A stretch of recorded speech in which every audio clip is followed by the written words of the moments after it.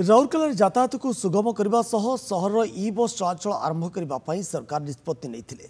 राउरकेला सहर छेंड प्लूटोन मॉल निकट में ई बस टर्मिनाल निर्माण करने रिंग रोड ठारू ई बस टर्मिनाल पर्यंत कंक्रीट रास्ता और ड्रेन निर्माण करने निष्पत्ति होता। 2024 डिसेम्बर 20 तारिख राज्य सरकार गृह नगर उन्नयन विभाग मंत्री भित्ति प्रस्तर स्थापन करते।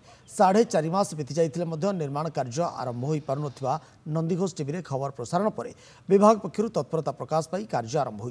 पुलिस उपस्थित रे ई बस टर्मिनाल निर्माण कार्य आरंभ होगा सह स्थानीय रिंग रोड ठारू ई बस टर्मिनाल पर्यंत कंक्रीट रास्ता और कंक्रीट ड्रेन निर्माण कार्य आरंभ हो। रिपोर्टर भाई को से जो भाई भाव में ग्राउंड जीरो को जाई लोक समस्या को उत्थापन करी आज ये जो कार्यक्रम आनी जनसाधारण बहुत खुशी अच्छा जे टर्मिनसटा हेले लोक मैंने उपकृत हे। तेणु मु धन्यवाद दूसरी नंदीघोष टीवी को जो नंदीघोष टीवी अतीत जो प्रयास जारी रखी विभिन्न समस्या नहीं लोकंर तेणु ये आसू ग्राउंड जीरो को जातु लोकंर समस्या को उत्थापन करूँ। आज नंदीघोष टीवी ना लोकंर टीवी हो।